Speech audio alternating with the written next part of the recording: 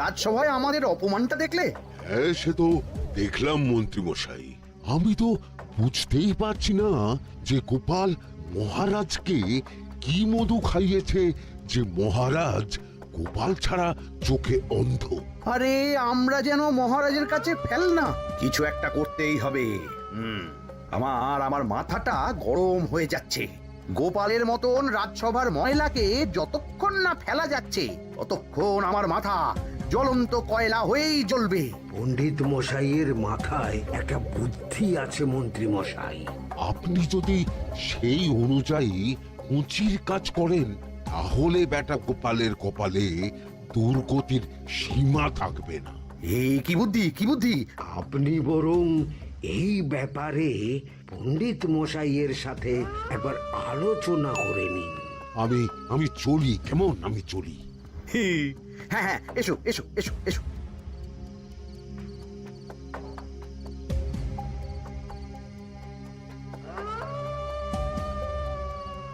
আরে ওই তো আমার বাঁ হাত ঘটা আসছে।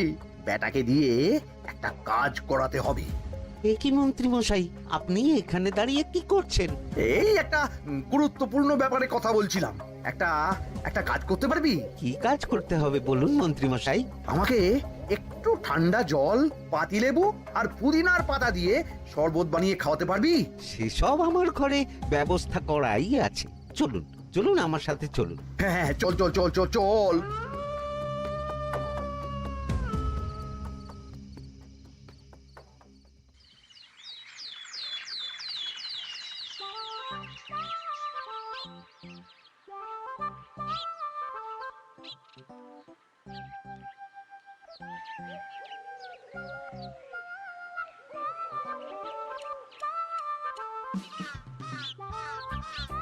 কি ব্যাপার পণ্ডিত, এত গুম মেরে আছো কেন? সকাল সকাল গিন্নি খুব বকেছেন মনে হচ্ছে। গিন্নির বাক্য সুধায় কান ভরে গেছে, আর কিছুই কানে ঢুকছে না। আরে দাঁড়াও দাঁড়াও পণ্ডিত, দাঁড়াও জ্যোতিষী। পণ্ডিত তো আমার কথা শুনতেই পেল না মনে হচ্ছে। তুমি তো দূর থেকে বলেছো, আমি তো বলেছি পাশ থেকে, তাতেও শুনতে পাইনি। কানের পোকা হলো নাকি? কি গো পণ্ডিত, ব্যাপার কি? কেমন বুঝছো? এ তো ভয়ানক কর্ণকোষ্ঠবদ্ধতার লক্ষণ। তুমি কচু বুঝেছো? আমার হয়েছে কর্ণগোপাল, তোমাদেরও হতো, কিন্তু তোমাদের দোকান কাটা বলে হয়নি। তুমি আমাদের অপমান করছো। তোমাদের অপমান বোধ থাকলে কোনো শব্দই কানে ঢুকতো না, শুধু একটাই শব্দ কানে বাজতো, গোপাল গোপাল গোপাল। এবারে রাজসভায় কিভাবে হেনস্থা হতে হলো মনে নেই?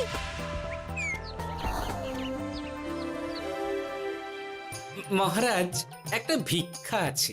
ভিক্ষার জন্য কৃষ্ণনগরের রাস্তাই সবচেয়ে উপযুক্ত জায়গা গোপাল, তুমি বরং সেখানেই যাও। মন্ত্রী, মন্ত্রী মশাই ঠিকই বলেছেন মহারাজ। যে যার নিজের জায়গা থেকে কথা বলে। কুকুর বলে ভৌ ভৌ, বেড়াল বলে মিউ মিউ, কাক বলে কা কা। মন্ত্রীর ভিক্ষার জায়গা কৃষ্ণনগরের রাস্তা, আর গোপালের ভিক্ষার জায়গা মহারাজ কৃষ্ণচন্দ্রের দুয়ার। বলো কি ভিক্ষা?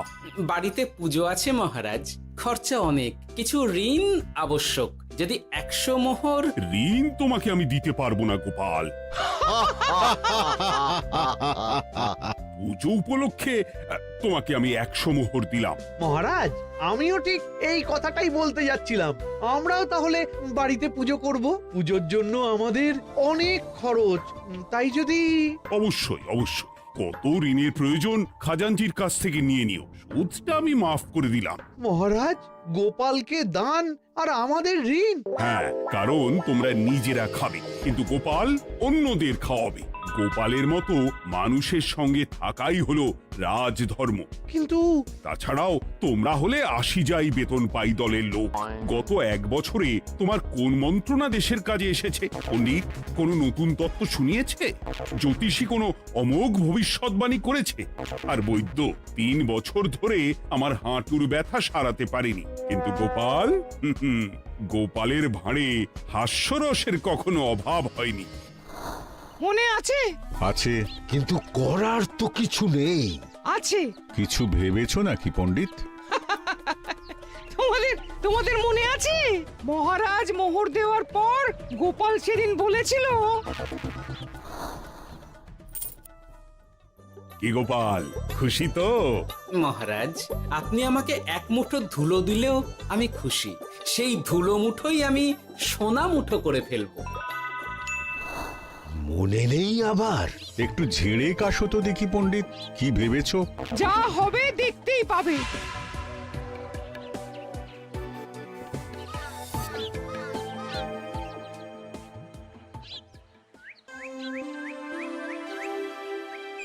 মহারাজের জয় হোক, মহারাজের জয় হোক।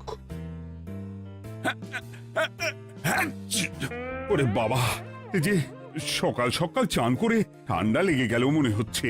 মহারাজ, ওই কবি গান উপলক্ষে গত মাসটা আমি কৃষ্ণনগরের কোণে কোণে ঘুরে বেরিয়েছি। প্রজাদের মধ্যে একটা অসন্তোষ আমি লক্ষ্য করেছি মহারাজ। অসন্তোষ? আমি তো জানতাম আমার শাসনে প্রজারা সুখে আছে। সুখে তারা ভাসছে মহারাজ, কিন্তু একটাই অসুখ, তারা মহারাজের দর্শন পায় না। তারা মহারাজের পদধূলির জন্য আকুল হয়ে আছে, মহারাজের দর্শন পাওয়ার জন্য চাতকের মতো অপেক্ষা করছে। চিত্রকরকে দিয়ে চিত্র অঙ্কন করিয়ে বিলি করে দিলেই হলো।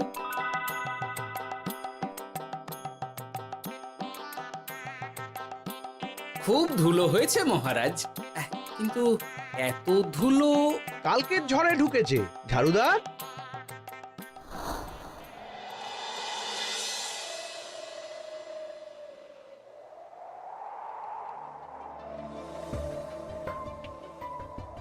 এই সুযোগ, রাজসভা ফাঁকা, এমন ঝড় যে পেয়াদারাও বাইরে নেই। কাজটা সেরে ফেল, বুঝলি? কিরে, কাজটা কর।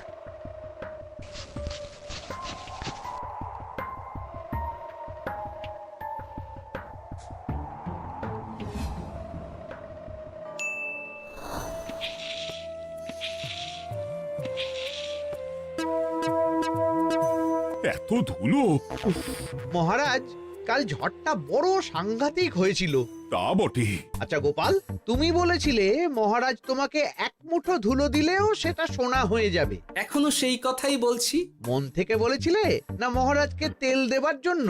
তেল দেওয়ার দায়িত্বটা তো আপনি নিজের কাঁধেই নিয়ে ফেলেছেন। আমি যা বলি সত্যি বলি। আজ যদি এই 4 ঝুড়ি ধুলো মহারাজ তোমাকে উপহার দেন, তখনও একই কথা বলবে? নিশ্চয়ই। মহারাজ, গোপালকে এই 4 ঝুড়ি ধুলো দেওয়ার হুকুম হোক। কি গোপাল, আমি তোমাকে যদি এই ধুলো ঝুড়িগুলো দিই, তা থেকে সোনা আসবে নাকি? আসবে মহারাজ, মোহরের বস্তা আসবে। যদি না আসে, আপনি বলুন। তোমাকে কৃষ্ণনগর ছেড়ে চলে যেতে হবে। রাজি? আর যদি আমি পারি, তাহলে আপনাকে এই মন্ত্রীর চাকরি ছেড়ে দিতে হবে। কি রাজি? কি মন্ত্রী, রাজি? রাজি। গোপাল? রাজি মহারাজ। আচ্ছা, আর কেউ মন্ত্রীর পক্ষে বাজি ধরেছেন নাকি? হ্যাঁ, আমি আমি আমি ও গোপাল এবার যে মরণ কুয়োতে ঝাঁপিয়েছে, সেখান থেকে আর উঠে আসতে পারবে না। ধুলো থেকে মোহরের বস্তা আসবে, এ হচ্ছে গোপালের উন্মাদ রোগের শুরু। দেমাক দেমাক, মহারাজের পিঠ চাপড়ানি পেয়ে পেয়ে গোপাল ভেবেছে যে ও সব কিছু করতে পারে। এবার শুধু সেই দিনটার অপেক্ষা, যেদিন গোপালকে উল্টো গাধায় চড়িয়ে কৃষ্ণনগর থেকে বার করে দেব। এতটা নিশ্চিন্ত হবেন না মন্ত্রী মশাই। গোপাল কিন্তু হালকা কথা ছুঁড়ে দেওয়ার লোক নয়। কি বলতে চাইছো পণ্ডিত? ওই 4 ঝুড়ি ধুলো থেকে মোহরের বস্তা আসবে? না, তা বলছি না। অন্য জায়গা থেকেও তো মোহরের বস্তা আসতে পারে। তার সঙ্গে ধুলো মিলিয়ে দিলেই কেল্লা ফতে। গোপালের নিশ্চয়ই কোনো পরিকল্পনা আছে। গোপালের সব পরিকল্পনার গোড়া মেরে রেখে দিয়েছি পণ্ডিত। ঘটা আছে গোপালের পেছনে, আর ঘটা আছে গোপালের বাড়ির পাহারা। লুকিয়ে কিচ্ছু করতে পারবে না। আরে ওই তো বটা আসছে। বেল্লিক, উল্লুক, তোকে আমি জল বিছুটি দেওয়াবো। গোপালকে ছেড়ে চলে এসেছিস কেন? ছেড়ে আসবো কেন মন্ত্রী মশাই? গোপালকে ওর বাড়ির সামনে ছেড়ে এসেছি। ওখানে তো ঘটা আছে। ও বড্ড ঘুরিয়েছে বেটা। কোথায় কোথায় গিয়েছিল গোপাল? 4 ঝুড়ি ধুলো নিয়ে বেটা বাড়ির উল্টো দিকে হাঁটা দিল। চললাম পিছু পিছু। যাচ্ছিল কোন দিকে? নদীর দিকে। কিন্তু গোপাল দাঁড়ালো যদুর বাড়ির সামনে। এই যদু হলো সেই লোক যে লোকজনের বাড়িঘর কেনা বেচা করে আর লোক ঠকায়। আগে রাজধানীতে থাকতো।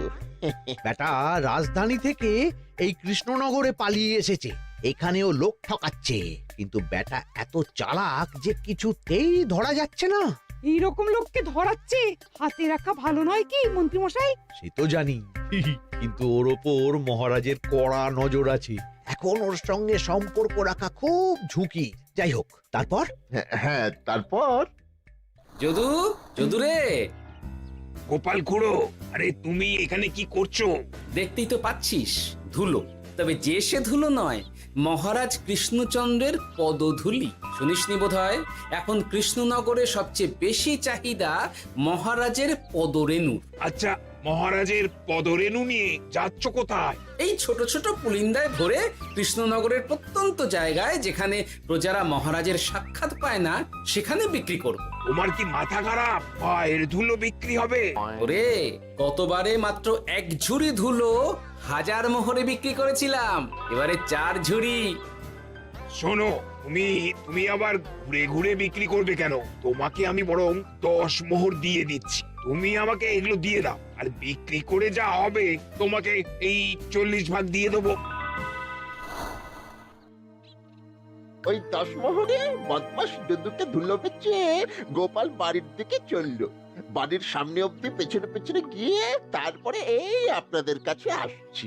বলিস কি রে, ধুলো বেচে 10 মোহর? ও মন্ত্রী মশাই, গোপাল তো একেবারে নাড়ি ধরে টান মেরেছে। গেল রাজসভায় এমন সুখের চাকরিটি গেল। এবার আবার রাস্তার ধারে গিয়েই বসতে হবে। এবার নবাবের দরবারে জায়গা আছে কিনা খোঁজ করি গিয়ে। তাত্তেরি 10 মোহর আর 1 বস্তা মোহরের মাঝখানে অনেক রাস্তা, সেই রাস্তায় আমি লোক বসিয়ে রাখবো। আরে আরে, ওই তো তোমার ঘটা আসছে। এই তুই গোপালের ঘরের পাহারা ছেড়ে এলি কেন? গোপাল নেই নেই নেই নেই নেই নেই।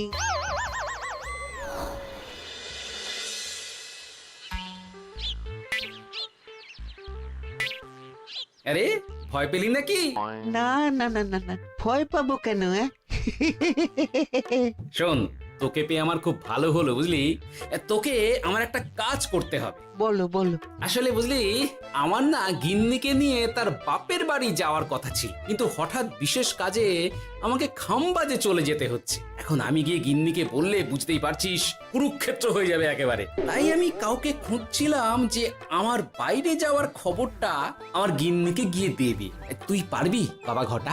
ওরে বাবা, আরে আরে আরে, ভয় পাস না, তোকে গিয়ে মুখে কিছু বলতে হবে না। এই নে, এই চিঠিটা আমার বউকে দিবি।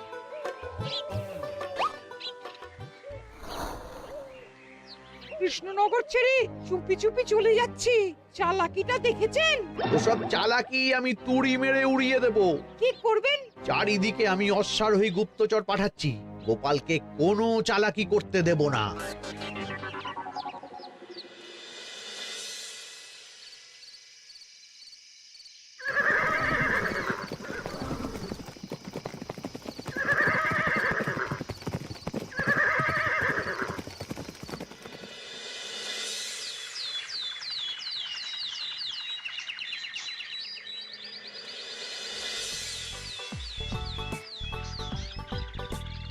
অং বং পিং পং। হ্যাঁ, ওরে বাপ রে, এ আবার কি বলে? মানে বুঝিতে পারিলে না? অং বং পিং পং অর্থাৎ আইসো আমার নিকট বিদেশি জাদু শরবত আছে। ইহাতে তৃষ্ণা নিবারিত হয়, শক্তি বৃদ্ধি হয়, ঘুম ভালো হয়, সম্পর্কের উন্নতি হয়, জামা কাপড় ফর্সা হয়, তু শব্দ না করে সকাল সকাল কষ্ট পরিষ্কার হয়, মূল্য মাত্র 1 মোহর। বোঝো, ওইটুকু অং বঙ্গের মধ্যে এত কিছু? ঠিক আছে, তা দাও দেখি। আপাতত টেস্টটা তো মিটু, বাকিগুলো পরে বোঝা যাবে।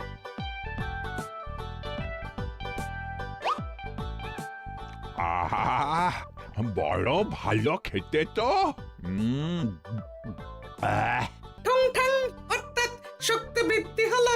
হ্যাঁ, হ্যাঁ, মনে হচ্ছে গায়ে যেন দুগুণ বল পাচ্ছি। কি হয়েছে ভাই? এ কে? এ ভিন দেশ থেকে জাদু শরবত নিয়ে এসেছে গো। জাদু শরবত ভিন দেশ? একেবারে, হ্যাঁ, একেবারে বহু ভুজা শরবত। খেলে তেষ্টা যাবে, গায়ে জোর হবে, ঘুম হবে, সম্পর্ক ভালো হবে, জামা কাপড় ফর্সা হবে, সকালে হ্রাস করে পেটও পরিষ্কার হবে। সে কি? দাও গো ভাই, আমাকেও দাও। গুড় জল সঙ্গে একটু ভাজা মশলা, আমচুর আর বিট নুন, শুদ্ধ দেশি জিনিস। জানলে কেউ ছুঁয়েও দেখতো না, কিন্তু একটু বিদেশি গন্ধ দিতেই একেবারে হট্ট মেলা। আরে তোমরাও এসেছো দেখছি। সং সং শঙ্কা লং লং লঙ্কা, মানে অর্থাৎ এই শরবত খেলে আর শঙ্কা নাই, বুদ্ধি লঙ্কার মতন ঝাল হয়ে যাবে। তারপর ডং ডং ডঙ্কা, টং টং টঙ্কা, ফাইন ফাইন, অর্থাৎ টাকা আসবে আমার কাছে।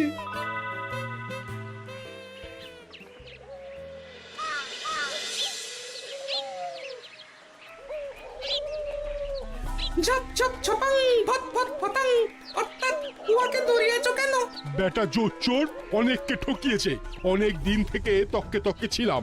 এবার এই ধুলো নিয়ে মহারাজের পায়ের ধুলো বলে বিক্রি করছিল।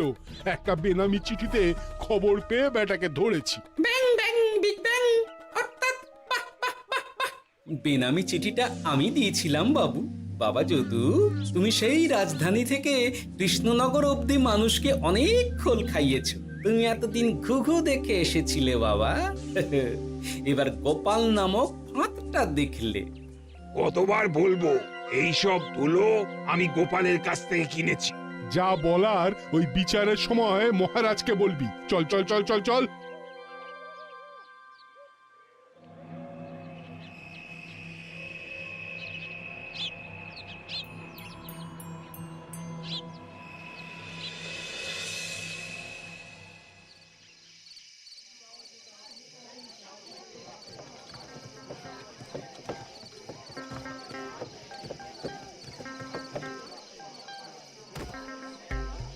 ঝন্টু মন্টু ননাংফু।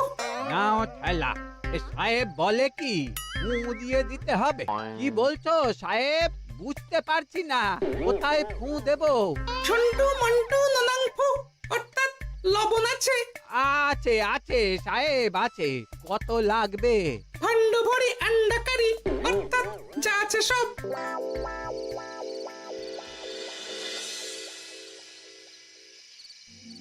ব্যাস, মোটামুটি আশেপাশে সব দোকানের নুন এখন আমার জিম্মায়। এবার আসল মজা শুরু হবে।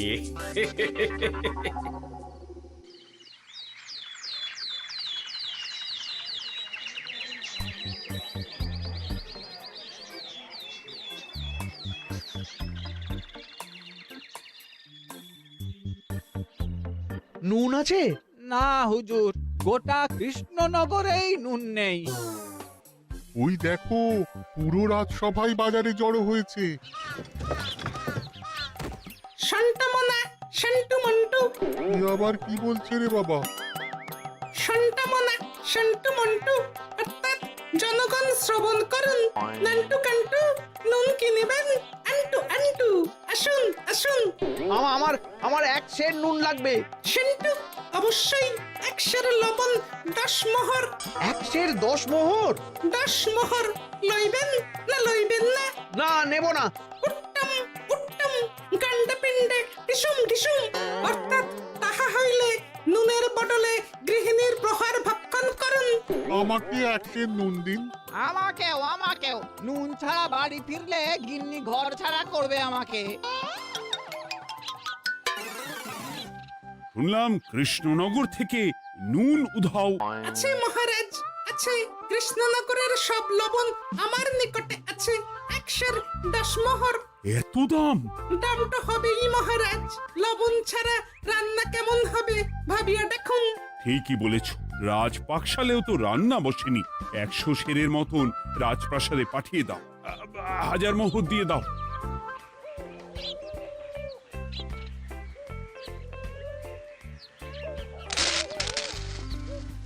ব্যাস 1 বস্তা মোহর হয়ে গেছে। গোপাল, হ্যাঁ মহারাজ, গোপাল যে 4 ঝুড়ি ধুলো থেকে 1 বস্তা মোহর রোজগার করেছে। ইয়া বাত! চলো রাজসভায়, পুরো গল্পটা শুনতে হবে। সকলেই এসো তাহলে রাজসভায়। কিন্তু মহারাজ, যারা বাজি হারলো তাদের তো চাকরি গেছে, তো তারা রাজসভায় যাবে কি করে? ঠিক ঠিক ঠিক বলেছ। আর যারা বাজি হারলো তারা বাদ, বাকিরা চলো। এই সেরেছে, গোপাল তো আবার বাজি মেরে দিল।